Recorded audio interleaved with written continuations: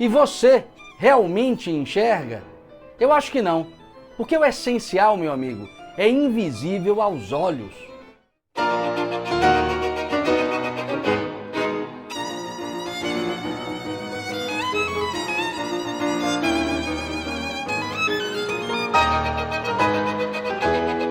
Então, abrindo a live de hoje, poderia abrir com o título da live passada, colocando como complemento versão 2, ou seja, poderia abrir esta live com o título Sua Mente, Seu Cárcere Privado, parte 2, mas não o farei, ainda que nesta live, aqui e agora, eu tratarei do mesmo tema, no caso, focalizando uma outra nuance desta problemática humana, e por isso mesmo, o título da live não será Sua Mente, Seu Cárcere Privado, parte 2, mas porque a sua distração aprisiona tanto a sua consciência.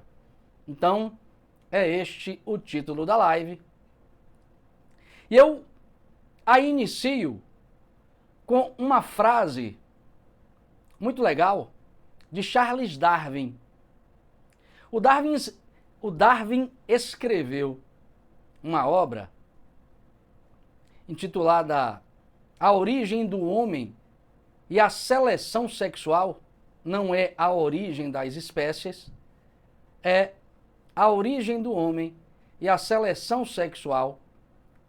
Na versão original em inglês, seria traduzido como A Decência do Homem.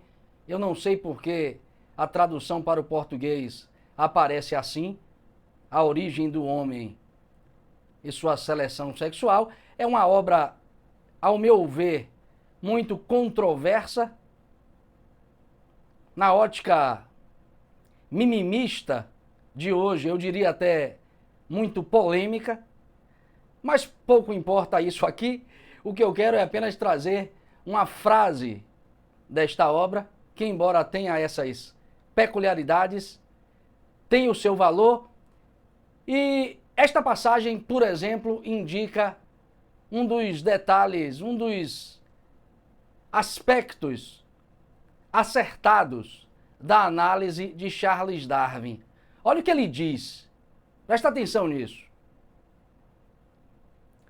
O mais elevado estágio possível na cultura moral é aquele em que reconhecemos que devemos controlar os nossos pensamentos. É uma frase desta obra, vou repetir. O mais elevado estágio de desenvolvimento da cultura moral em um indivíduo é quando ele reconhece a necessidade de controlar os seus pensamentos. Repare que a gente pode deduzir desta frase de Charles Darwin, que é muito mais conhecido como o pai do evolucionismo biológico. A gente pode reconhecer aí nesta frase uma série de pressupostos interessantes sobre este tema que eu estou trazendo nesta e na última live que fiz. Em primeiro lugar, ele está dizendo que não há moralidade sem que primeiro reconheçamos que é preciso controlar os nossos pensamentos. A frase por si só já indica isso. Só que tem mais. A gente pode depreender desta frase que a nossa cultura, a cultura atual, presta atenção nisso, se o Darwin está certo, a cultura atual é o estágio de maior rebaixamento de consciência, ou é o estágio em que mais se rebaixou o desenvolvimento moral na história da humanidade. Por uma razão muito óbvia e que está, claro, ligada ao que ele diz nessa frase. Que razão é esta, professor? A nossa cultura quer, acima de tudo, através de 1001 expedientes de manipulação, através de recursos muito eficientes de distração e entretenimento, nos animalizar. A nossa cultura, através de seus 1001 expedientes de manipulação, quer, sobretudo, nos animalizar, ou se quiserem aqui, numa expressão até mais próxima do que nós pensamos a respeito do pensamento de Charles Darwin, a nossa cultura quer nos macaquear, quer nos transformar em símios, em macacos. Eu aqui estou usando, claro, uma figura de linguagem extremamente relevante para o que eu tenho a dizer a vocês sobre este tema. Porque, presta atenção numa coisa, macaco aqui pode ser tanto símbolo de desumanização ou de animalização do homem, como aparece numa charge até famosa, que eu gosto muito. Não sei quem a fez, mas ela é muito legal. Talvez vocês conheçam. A charge descreve o homem voltando de seu posto avançado de evolução. Descreve o homem voltando de seu patamar superior de evolução e comunicando aos seus estágios inferiores, comunicando às suas formas simiescas inferiores, que eles não devem prosseguir, e ele, homem, o faz com um balãozinho dizendo: volta que deu merda. É uma charge muito inteligente. Quem a fez está, com certeza, percebendo com muita acuidade o nosso tempo atual. O homem retorna na contramão daquela escada evolutiva de símios e diz aos seus pares, no caso, às suas formas inferiores: voltem que deu merda. Então, o macaco em questão pode tanto ser símbolo de desumanização, como pode ser, e aí já começamos a entrar propriamente no cerne aqui desta live, e pode ser também uma nidana budista. O que é uma nidana budista, professor? Um elo de ilusão, um dos elos que nos prendem às ilusões do mundo. Não entendi, professor. Macaco pode ser uma nidana budista? Sim, pode ser uma das 12 nidanas. Na verdade, não pode ser, é uma das 12 nidanas. É uma das partes constitutivas da roda de Yama, que é o deus da morte no hinduísmo. Uma das 12 nidanas, ou um dos 12 elos da corrente de ilusões imposta pelo deus Yama, deus da morte, deus da noite, aos homens. O que é precisamente esta nidana, professor? A nidana da distração. O macaco é a representação imagética da nidana da distração, da nidana da desconexão com o mundo real. As 12 nidanas são as formas que o budista se utiliza para explicar como nós nos mantemos presos às ilusões do mundo. Uma delas é representada sob a forma de um macaco, mas não de um macaco qualquer ou de um macaco parado. Não. O macaco está em movimento, porque, claro, o macaco representa a nossa mente em estado de distração. E por isso o macaco se encontra como representante desta nidana, ou como representante deste elo de ilusão, pulando de galho em galho numa árvore. Porque a nossa mente dual, a nossa mente fragmentária, a nossa mente sombria, ou simplesmente a nossa mente de desejos ou camamanas, é assim. É que nem um macaco. Fica pulando de galho em galho durante todo o dia e até durante toda a noite, sem se afixar consciencialmente em nada. Ou em muito pouco. E dentre o muito pouco, em quase nada do que vale efetivamente. Então a nossa mente é literalmente esse macaco que pula de galho em galho, morde uma fruta, mas não a come por inteira, porque no mesmo instante em que a morde, percebe outra no galho vizinho e pula para o galho vizinho para comer esta nova fruta, mas apenas a morde porque percebe outra fruta no galho ao lado e assim sucessivamente. Eu nunca vi uma representação tão fidedigna, tão fiel, tão precisa para designar a conduta da nossa mente como esta produzida pelo budismo. Só que o que está em questão aqui não é falar para vocês o óbvio, porque todos vocês percebem já que a mente de vocês é assim. A gente não consegue ficar parado nem um instante.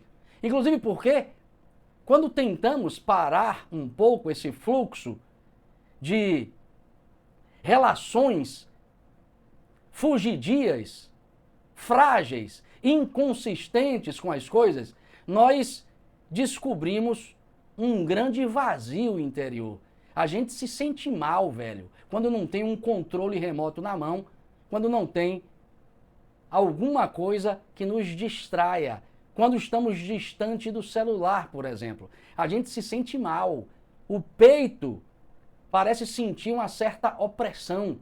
E não é uma opressão qualquer, parece ser uma opressão existencial. E eu quero então explicar para vocês por que a distração é um recurso tão recorrente de nossa mente para se afirmar como dirigente de nossas experiências no mundo.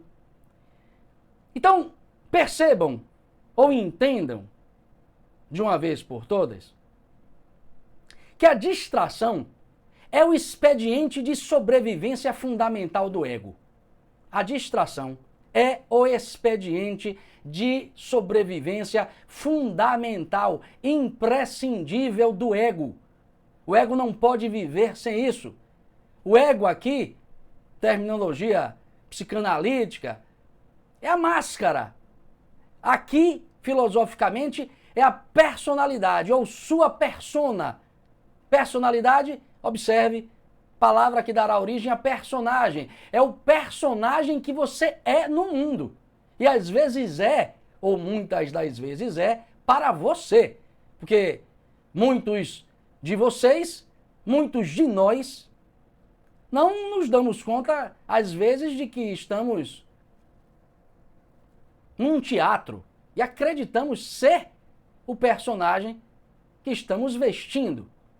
A distração é aquilo que sempre o ego, que sempre a máscara, irá impor à consciência para se proteger de 5 coisas. Presta atenção nisso. É para você entender a estrutura consciencial de sua realidade. A live de hoje é para você entender como é que funciona isso e, a partir deste entendimento, extrair aquilo que você precisa para melhor lidar com a sua própria mente, melhor lidar com as suas próprias ilusões. Presta atenção que o ego precisa da distração como recurso de autoproteção. E o ego se utiliza da distração para se proteger de 5 coisas. Quais são elas? Esforço, responsabilidade, dever, presente e si mesmo.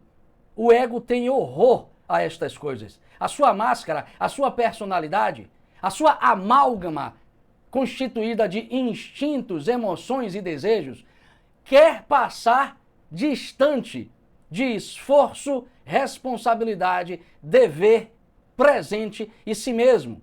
Por quê, professor? Respondamos esta pergunta por uma razão filosoficamente simples. O ego tem horror ao real. O ego tem medo do real. O ego tem medo da verdade. E vai se defender sempre disso. Por que tem medo do esforço? Porra, simples. Quem estuda aí a filosofia estoica, já de cara, já de pronto, encontra esta resposta. O ego tem medo do esforço porque esforço pressupõe dificuldade. E dificuldade é algo que afugenta o nosso ego. Ou seja, ninguém quer dificuldade na vida, velho. Claro, a nossa cultura se transformou nessa farra em nome ou em proveito do fácil, do cômodo e do confortável, porque nós estamos aleijados consciencialmente. Mas o ego não quer saber de esforço, porque esforço pressupõe dificuldade, e dificuldade o aproximaria da verdade, porque, como dizem os estoicos, em áspera veritas, no difícil a verdade, e o ego não quer saber desta coisa, como não quer saber de responsabilidade. Porque responsabilidade significa responder em primeiro lugar ao que você é. E o que você é, não para você, mas para a natureza, para o cosmos, para Deus, é o único sujeito que pode ser ou optar pela virtude. Então, responsabilidade pressupõe a vivência ou a aposta ou a opção em alguma virtude. Ser responsável é ser virtuoso. E o ego não quer saber de virtude, porque virtude o aproximaria da verdade. E a verdade é algo que, claro, não lhe diz respeito, porque verdade é algo atinente ou pertinente à consciência. O ego não quer saber do dever, porque, claro, ele é afeito ao oposto do dever. E o que é o oposto do dever? O prazer. O ego quer saber de prazer. E é fácil olhar para nós mesmos e identificar esse tipo de afeição do ego, porque o que nós, durante a semana inteira, pensamos é que chegue logo o final de semana, para que a gente deixe de lado os nossos deveres, as nossas responsabilidades, os nossos compromissos e entremos no território dos prazeres fugidios da consciência, porque hoje, para nós, diversão se transformou em prazer. Então, o ego quer prazer, não quer saber de dever. É aí onde o ego, inclusive, se espraia, se derrama, ou seja, é na relação com os prazeres do mundo que o ego se realiza como tal. O ego não quer saber do presente, porque, claro, o presente é a morada da consciência, é a morada do ser. Se vocês quiserem encontrar o tal ser de vocês, se vocês querem encontrar essa tal espiritualidade que a gente tanto busca, e às vezes o faz através de 1001 expedientes religiosos. Porra, presta atenção no presente, velho. Você não vai viver nenhuma religiosidade sem abrir esta porta, a porta do presente. Tenha atenção às coisas aqui e agora, às coisas que estão acontecendo. Saia das localidades, dos lugares que o ego o tempo todo está nos lançando, passado e futuro, porque o ego precisa desses lugares, é a sua morada. Repare se não são moradas ilusórias. A gente, embora viva o tempo todo no passado, ficando sempre a relembrar situações legais, situações dissaborosas, pouco importa. A gente está sempre revisitando o nosso passado. A gente está sempre nessa relação aficionada com o que já passou. Vem cá, o que podemos extrair disso?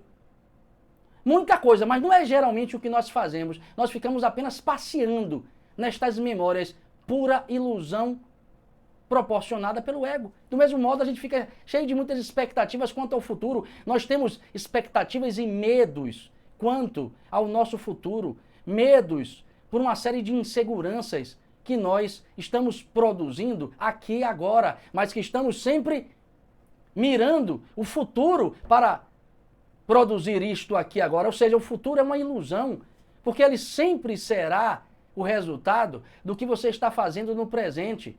E o presente está acontecendo. E, portanto, o futuro é sempre algo que está por vir. Não tem nada escrito, definido efetivamente. Ou o que está, você não pode mudar. E o que é que está, professor? O fato de você ser homem. Você não é sapo, você não é gato. O futuro não reserva para você a condição de pombo, de gato, nem de sapo. Então desse futuro você não pode sair. Agora você pode sair do futuro das suas falsas expectativas com relação ao que o ego está projetando. Então, enfim, o presente é a morada do espírito, é a morada da consciência, é a morada da realização humana. Passado e futuro são experiências próprias do ego. E claro, o ego tem horror ao si mesmo. Por quê? Porque ele não é o si mesmo. Ele não é o verdadeiro eu.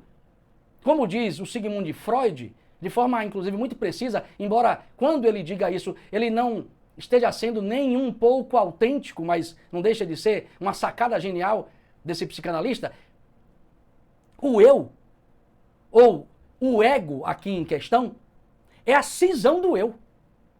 É a ruptura com o eu. O ego sabe que não é o eu. O ego sabe que no fundo não é esta realidade absoluta sobre a qual acontecem todas as suas fenomenologias, as fenomenologias egóicas, no caso, os instintos, as emoções e os desejos. O ego sabe, velho, que não é o si mesmo e, portanto, consciente de que é uma máscara, ele se defende do si mesmo, ele se protege do si mesmo para que não seja despojado de seus arbítrios, para que não seja despojado de sua direção ilusória. Ilusória, porém necessária. Então, observem vocês que esta é uma estrutura de nossa realidade. Estrutura contra a qual nada podemos fazer, porque o ego é condição necessária para o existir. Ou seja, você vai ter que aprender a lidar com isso. Jamais tente negá-lo, como eu disse na live passada, jamais tente suprimi-lo, porque aí sim, meu amigo, você estará fortalecendo-o de modo a torná-lo uma carapaça ou uma armadura robusta, firme e contra a qual você nada poderá fazer mais tarde. Então, posto isso, pensemos agora em como nós podemos responder à pergunta: por que o ego tem medo destas realidades? Já, de certo modo, disse muita coisa sobre isso, mas para que eu encadeie aqui o raciocínio sobre como na prática podemos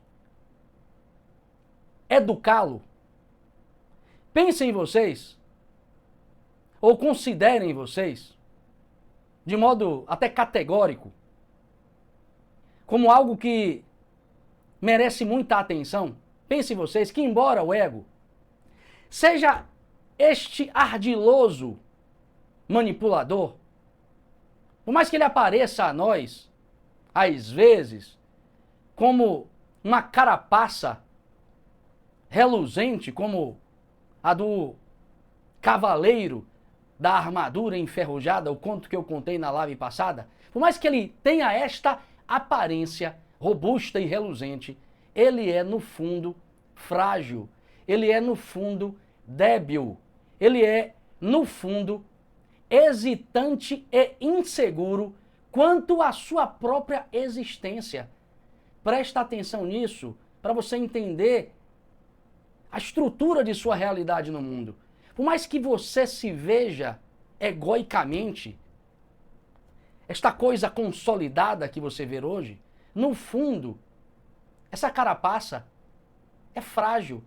A máscara não é lá algo tão confiável. E ela própria, a máscara, sabe disso. Porque ela o tempo todo duvida. A palavra talvez seja essa, duvida, hesita quanto à sua própria existência. Imagine você duvidando de sua própria existência. O que você imediatamente faria e faz, só que através do seu ego, tenta provar para si mesmo essa mesma existência. O nosso ego, então, age sempre no sentido de confirmar a si próprio que está vivo. Ele tenta o tempo todo confirmar a possessão desta experiência chamada existência. É claro que falando assim, fica parecendo que a coisa é muito abstrata. É. Só que a gente pode traduzir para o plano concreto, sim. Todas as nossas tentativas de posse, a nossa busca por ter amigos, por estabelecer uma relação com o outro, seja uma relação de amizade, seja uma relação conjugal, a própria busca por se realizar através do sexo, através do trabalho, através do prestígio social, através da conta bancária cheia de dólares, tudo isso, no fundo, não passa de uma tentativa de afirmação da existência do ego para si próprio. Professor, será que isso é verdade? Porra, é a mais verdadeira verdade de sua vida. E você pode perceber isso lembrando que a sua consciência não precisa de nada disso para se realizar. Não precisa de absolutamente nada disso para se realizar, porque ela já tem a si própria. Se você olhar com muita atenção, procurando averiguar se isso de fato faz sentido, pelo menos olhando para a história da filosofia, vocês verão, por exemplo, que os grandes arautos da sabedoria humana, os grandes mestres de sabedoria, o que eles fizeram? Se afastaram de tudo isso. Você conhece algum sábio com muitos amigos? Claro, você tem a figura de Jesus que talvez até contraria o que eu estou dizendo, mas nem tanto. Mas no caso ele está no âmbito do cumprimento de uma missão. Mas em geral, se você pega, por exemplo, todos aqueles cristãos que procuraram reproduzir a experiência de Cristo, eles não foram buscar seguidores, ainda que o fizessem mais tarde, mas primeiro eles foram para o deserto. Eles foram primeiro entrar em contato com o auto-isolamento. Repare que um sábio não está preocupado com posses materiais, não está preocupado com realização sexual, não está preocupado com uma conta bancária cheia de dólares. Ele está absolutamente em paz ou feliz com a sua própria consciência. Então, se eu estou dizendo para vocês, ou se eu estou aqui apontando para uma experiência humana em que a própria consciência se realiza numa relação consigo própria, significa que tudo que o ego quer, de fato, parece ser uma ilusão. No fundo, a gente cedo ou tarde terá de viver a experiência de busca pelo que a consciência efetivamente quer e não pelo que o ego está buscando. E isso a gente vai viver, seja pelo despertar da própria consciência, seja porque a vida irá, através de seus sopapos, nos levar a isso. Para finalizar, entendam então que a distração é este recurso indispensável à manutenção do ego. O ego sempre se utilizará deste expediente para se auto-perpetuar, sempre se utilizará desse expediente para fugir do medo que tem de ser extinto pela própria consciência. É por isso que, como diz o filósofo Friedrich Nietzsche, tudo que existe quer ser mais de si e, portanto, o ego, como é algo existente em nós, lutará sempre para manter-se vivo, lutará sempre para se auto-perpetuar no poder, lutará sempre para permanecer como dirigente de nossa realidade. Então, isso é algo que você precisa ter em vista, porque do contrário, você jamais poderá abrir caminho ou abrir duas experiências na sua vida que submeterão este tal ego dirigente a um controle edificante. Duas experiências. Você primeiro tem que tomar consciência de que ele sempre lutará. E lutará não é porque está contra você, nem contra a sua consciência. Lutará porque precisa sobreviver. Tudo que existe quer ser mais de si. Tudo que existe é dotado de vontade de poder. O ego, como tal, lutará por este poder ou pela manutenção dele em nós.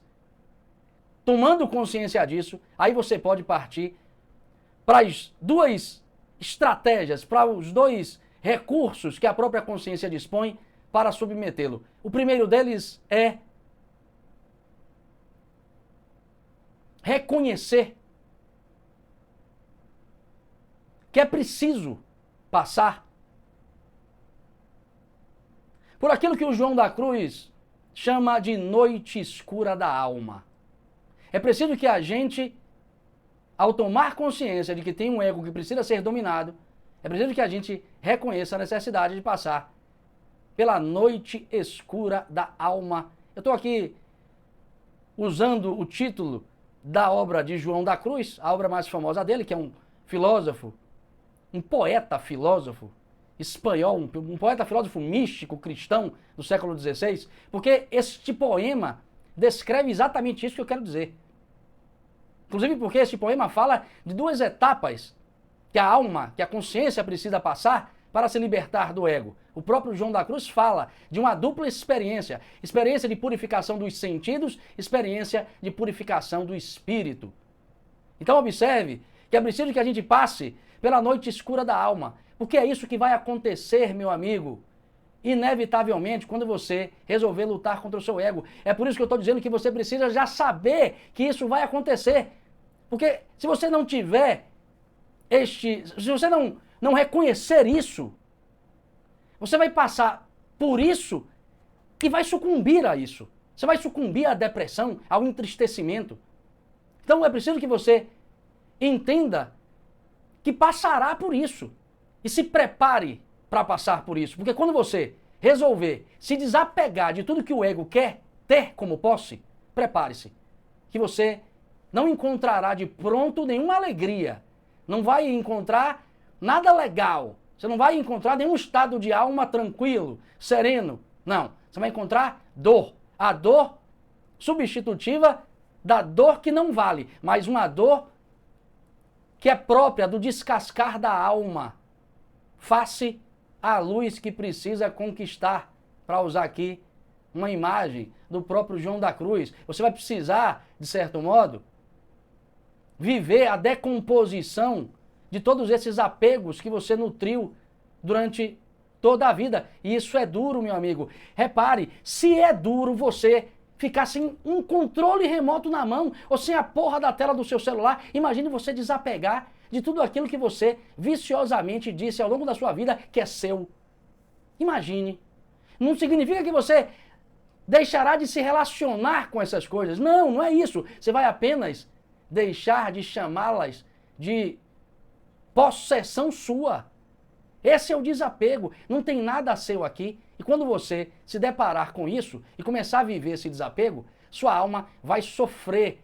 Ela vai sofrer por purgação.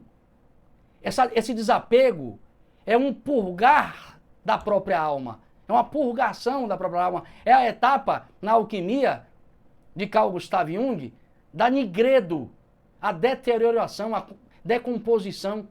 Porque, é claro, você vai precisar encontrar um novo plano de existência, não mais pautado na conquista das coisas, não mais pautado na possessão da realidade. E a segunda etapa, claro, aí sim você pode se aproximar do que a filosofia oriental, do que o budismo, precisamente, chama de dharana. O que é dharana, professor? Perfeita concentração num objeto espiritual. Perfeita concentração num objeto espiritual. Os budistas estão falando lá deles. Para nós não tem perfeito nada. concentração em algum objeto espiritual. Depois a gente chega aí na tal perfeição. A gente precisa ter em vista ou tomar em perspectiva algumas realidades que são próprias do espírito. As virtudes, como eu disse há pouco, aquelas coisas que só nós podemos viver, a gente vai precisar mirar efetivamente experiências que digam respeito efetivamente, não à distração, mas ao presente, ou à realidade, ou aquilo que faz crescer o espírito humano. Então você vai precisar mirar, meu amigo, por exemplo, o próprio cotidiano, sem julgá-lo, sem julgar as pessoas, sem julgar os acontecimentos, sem julgar a própria realidade. Tentar enxergar beleza em tudo. Tentar manter-se sóbrio e lúcido. E por que não tranquilo no trânsito da cidade onde você mora. Exercitar a percepção da beleza. Exercitar a percepção da unidade por trás da fragmentariedade do mundo. Tudo isso é concentração em objeto espiritual. Tudo isso vai chamar a sua consciência para o alto. Tudo isso fará você se desapegar daquilo que não vale e pouco a pouco passe a se apegar ao que vale. E aí sim você estará, de certo modo, livre ou relativamente ou razoavelmente livre dessas distrações ou da necessidade de tê-las para dar preenchimento à sua vida. Porque, lamentavelmente, hoje nós estamos fracos, débeis, entristecidos e depressivos porque nós estamos viciados em distração. E distração, para finalizar mesmo, como diz o psicanalista Sigmund Freud, distração, quando cresce, se transforma em pulsão mortífera de repetição. Distração se transforma em hábito, que se transforma em vício, que se transforma em pulsão mortífera de repetição, porque a distração cedo ou tarde vai te levar a uma alienação tal de seu próprio eu, vai alienar tanto o seu eu, que você passará, através desse vício, através dessa repetição, a amar aquilo que lhe faz sofrer. Através da distração, você abre caminho para uma relação de gozo com aquilo que te machuca, com aquilo que te infantiliza, com aquilo que te torna burro, com aquilo que te empobrece, com aquilo que te destrói, velho. Então, se liga no que está aí posto no horizonte de realização dessa tal necessidade de distração que tanto temos nos dias de hoje. Concentrem-se no que vale e há muita coisa que vale sendo hoje oferecida a nós. É só abrir os olhos para isso. Gostou desse vídeo? Então curta, inscreva-se agora e ative as notificações para não perder nenhuma reflexão filosófica. Te espero!